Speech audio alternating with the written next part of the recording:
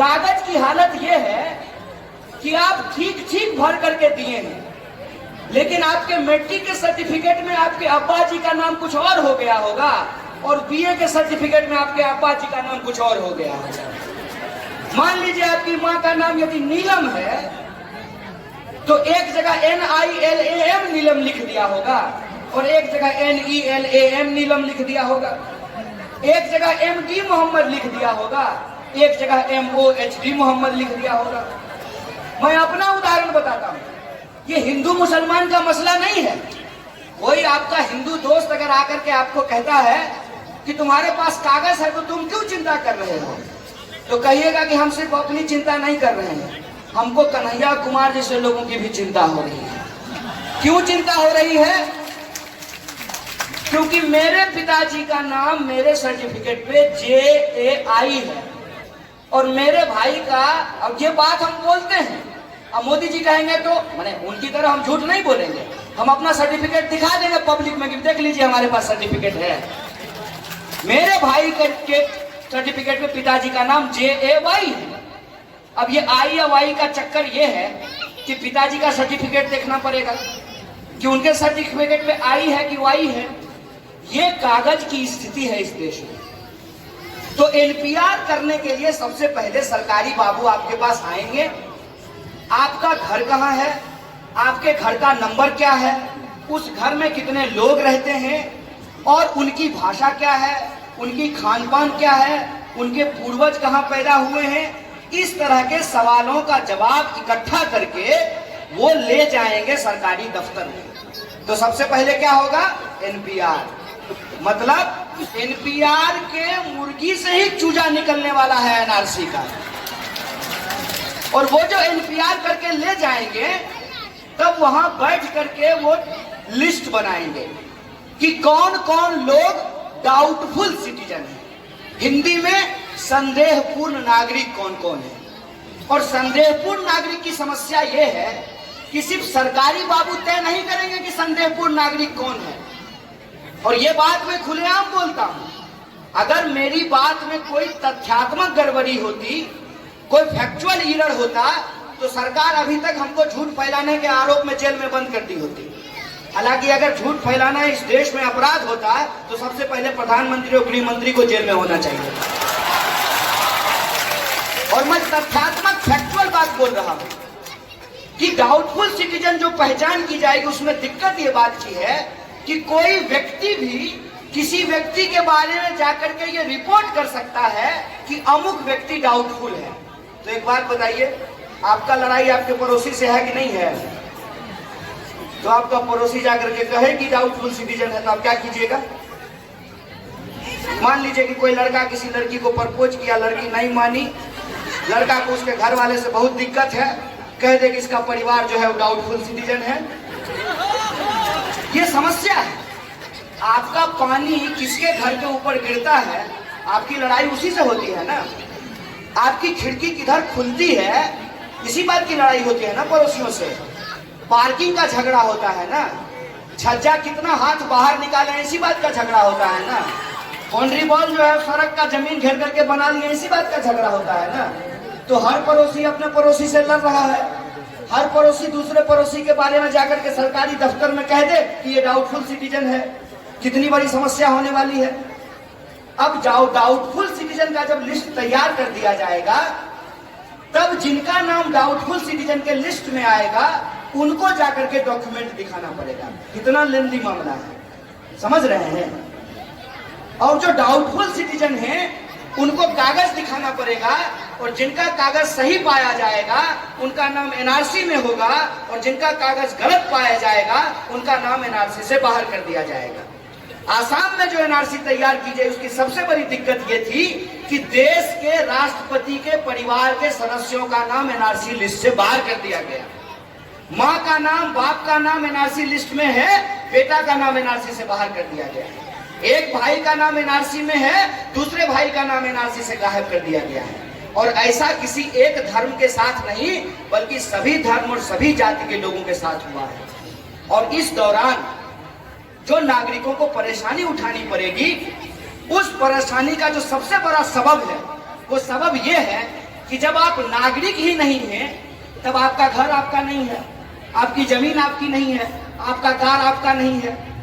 इस देश के जितने गरीब लोग हैं, चाहे दलित हो, आदिवासी हो, पिछड़े हो, गरीब हो, किसान हो, मजदूर हो, यहाँ से मजदूरी करने के लिए जो दूसरे जगहों पे जाते हो, जिन इलाकों में बाढ़ आती हो, उन तमाम लोगों को ये समस्या उठानी पड़ सकती है। इसीलिए ये लड़ाई एक मजहब की लड़ाई नहीं है, ये हक की लड़ाई है। और आप तमाम लोगों को ये याद रखना चाहिए कि आप मजहब के लिए नहीं, आप अपने हक के लिए, अपने ईमान के लिए, संविधान के लिए, हिंदुस्तान के लिए लड़ रहे हैं। इस बात को आप याद रखिएगा। और इस लड़ाई में आपको चाहे जितना भी बदनाम करने की कोशिश की जाए, जैसे गृह मंत्री बोलता है ना कि 1 इंच पीछे नहीं हटेंगे, तो आप उसको कह दीजिए 1 इंच क्या, तुम पूरी की पूरी हमारी जमीन छोड़ करके जाओगे और तुमको धक्का दे करके भगाएंगे, ये बात तुम जान लो।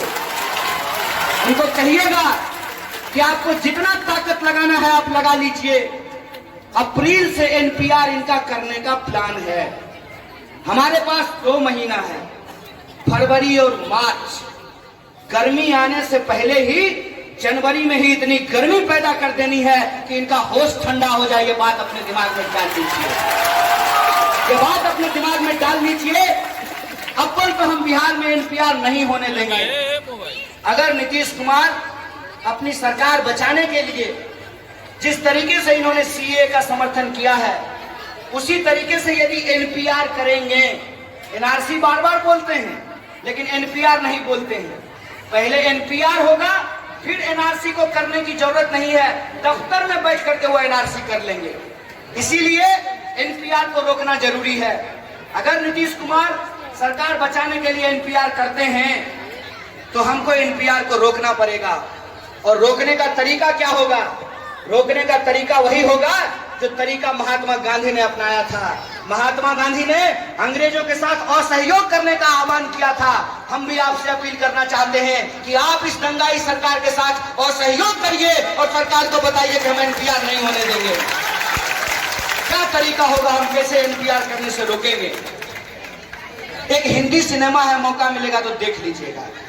सिनेमा का नाम है स्त्री।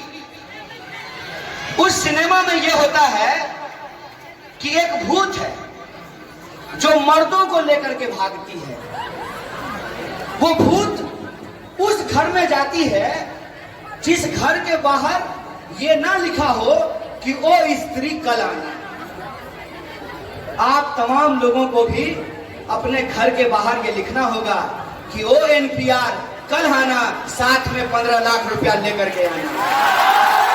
आप तमाम माँ बहनों को, क्योंकि आपके ऊपर सबसे बड़ी जिम्मेवारी है, आप तमाम माँ बहनों को यह समझना पड़ेगा कि आप अपने घर पर रहिए।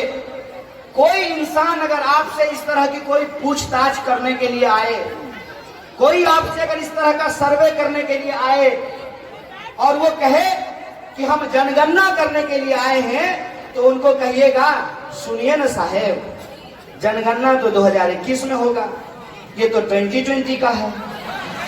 तो आप 2020 में क्या करने लिए आए हैं?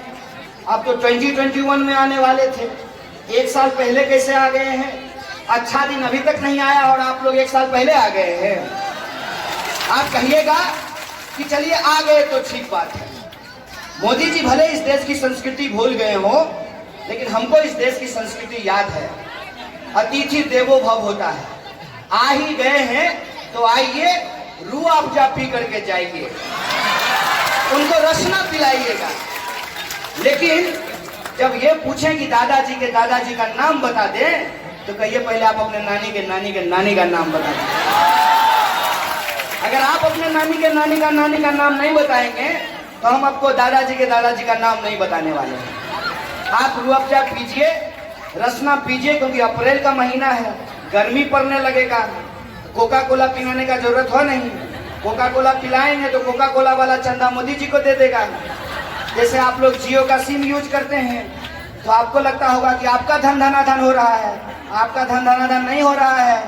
आपके धन धनाधन के चक्कर में आप जो जियो का सिम खरीदते हैं, उससे मोदी जी का हेलीकॉप्टर घन घना घन चलता है।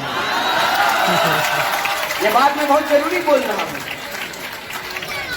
तो उनको कहिएगा कि आप जाइए, हम आपको कुछ नहीं बताने वाले हैं।